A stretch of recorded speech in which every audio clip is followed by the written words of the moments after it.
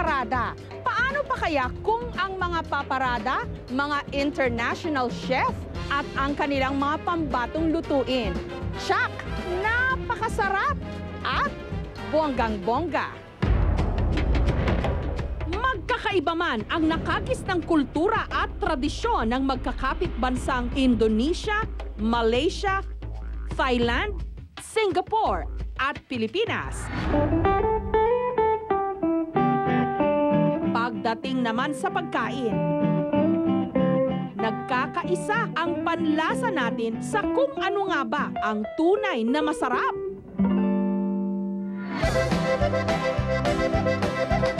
Patunay rito ang katatapos lang na Chefs on Parade na ginanap noon lamang nakaraang Sabado. Para maipakita at malinang ang husay sa kulinarya ng anumang lahi, pinaghaharap ng Hotel and Restaurant Association of the Philippines ang pinakamagagaling na mga kusinero at kusinera sa iba't ibang panig ng mundo. An event for professionals and students alike, so people gain momentum in the development of skills, good sharing, and good celebration on food. Ang highlight ng Chefs on Parade 2011, ang Market Basket Asian o pasiklaban ng mga piling-piling chef ng Southeast Asia. สวัสดีครับ Ang Team Thailand, mga profesional na guro sa isang culinary school ang sasabak. We are confident, but then to win a goal, we don't know. We just do our best to achieve something. Matunog naman sa kompetisyon ang mga chef mula sa Singapore dahil kilala sila sa pagiging metikuloso sa kanilang mga pagkain. We have traveled like from Singapore back here. I mean, we can't be going home with empty-handed. Salam sejahtera. Ang Team Malaysia, mga veterano naman na raw sa cooking competitions. Every time we go for competition, we really go to the maximum as we can. Selamat malam, Philippines. Samantalang ang Team Indonesia, patutunayan daw na hindi lang sila sa football magaling, kundi pati sa kusina. 100% confidence, result, we'll see. Sa kanilang lahat, pahuhuli ba naman ang mga kusinero at kusinera mula sa bayan ni Juan de la Cruz? Si Marge, 26 years old, batikan sa desserts o panghimagas. Si Jeff naman, kahit walang culinary degree, nahasa raw ng karanasan ang galing niya sa paghahanda ng main course. Ang bunso ng grupo na si Ken, appetizer o mga pampagana ang specialty. Ang Team Pilipinas, maraming international cooking championships na raw ang napanalunan mula Singapore, Australia, Dubai at Hong Kong. Pero wala na raw sasarap pa sa kilalanin sa sariling bayan. Kaya sa pagkakataong ito todo na raw nila ang kanilang powers sa kusina. Kung ano yung pwede mong gawin sa restaurant, yun din ang gagawin mo sa competition. So talagang very realistic. Ibig sabihin, para lang kailangan kaming maghanda para sa mga guests namin for dinner or for lunch. Home court advantage to. So yung pressure na nandito lahat ng taga-suporta natin, mga kababayan natin. So syempre yung feeling na dapat manalo. Ang mga kalahok ang mag-iisip ng original recipe para sa bangus na appetizer, manok na main course, at kanya-kanya naman silang diskarte pagdating sa panghimagas. Your timer starts now! Sa loob ng 3 oras lang, kailangan makapaghanda sila ng isang kompletong meal. Kahit pa pambansang isda ng Pilipinas ang bangus, hindi naman maikakailang matinik din sa pagluluto nito ang mga Thai. Kaya hindi ibig sabihing liyamado agad tayong mga Pilipino. Ang mga Indonesia naman, sukat na sukat ang pagtimpla ng mga rekado sa kanilang chicken na main course. Ang inihanda namang main course ng mga tiga-Singapore, itsura pa lang, nakakatakam na. Kitang-kita naman ang pagiging metikuloso sa presentation ng mga Malaysian. Siyempre, hindi pa dadaig ang Team Pilipinas.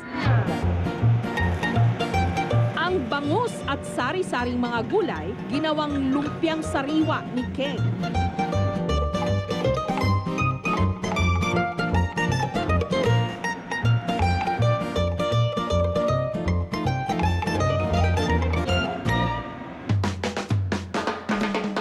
Ang iba pang bangus, tinimplahan ng mga pampalasa, miswa, at saka iprinito.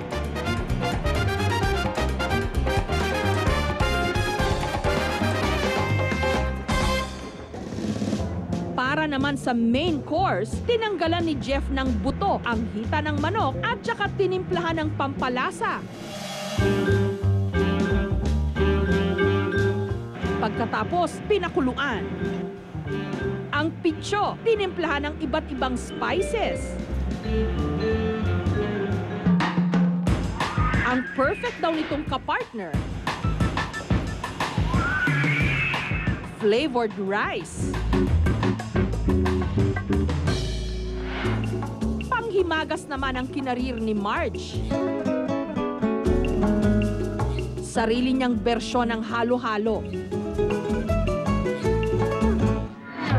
May kanya-kanya namang manok ang mga nanood ng kompetisyon. Malaysia po. Kasi maganda po yung presentation po nila. Mukhang masarap po yung pagkain. Mukhang masarap siya. Presentable nga yung pagkakaano ng mga foods. Siyempre, Filipino, Pinoy.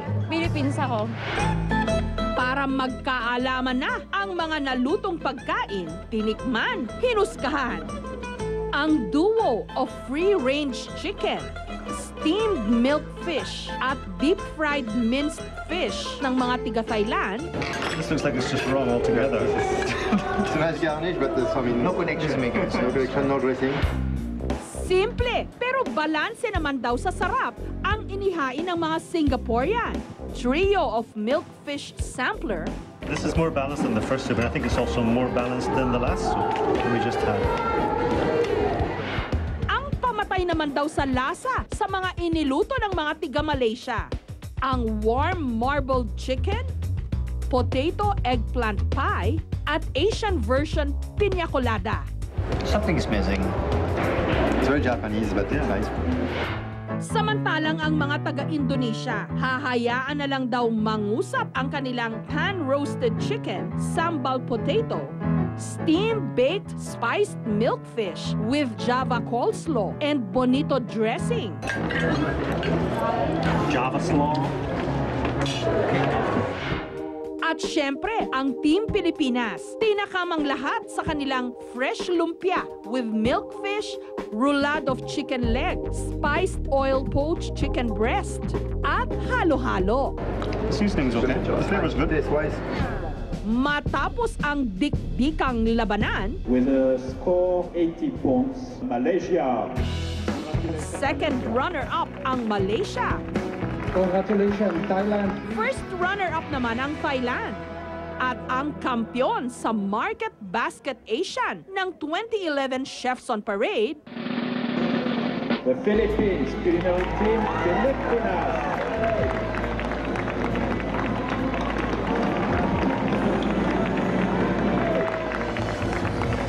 They did win because of the starter. The starter was stunning.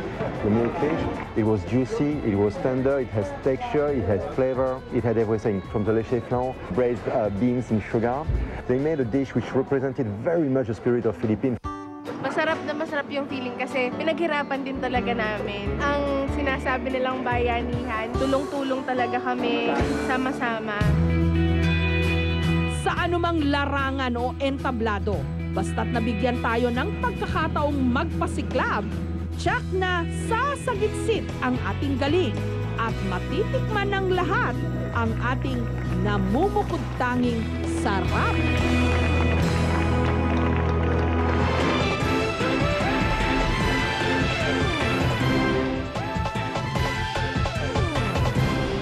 Marami pong salamat sa Development Communication Society ng UP Los Baños sa paggawad sa aming programa bilang Best Magazine Show at sa inyo pong lingkod bilang Best Magazine Show host ng Gandingan Awards para sa taong 2011. Salamat sa inspirasyon, sa pagtangkilik at sa inyong pagtitiwala. Samantala, para po sa mga kwento sa likod ng aming mga ibinalita ngayon, mag-log on po lamang sa www.kapusomojessicasoho.tv. Para po naman sa mga kwentong gusto niyong ibahagi sa amin, i-email lamang po kami sa kmjs@gmanetwork.com. Pwede niyo rin po kaming sundan sa aming Twitter account, km_Jessica_Soho, o bisitahin sa aming Facebook account. At ito lamang po ang Facebook account na opisyal at otorisadong nasa aking pangalan. Hanggang sa susunod na Sabado po para sa isa na namang makabuluhang kwentuhan. Ako po ang inyong kapuso mo, Jessica Soho.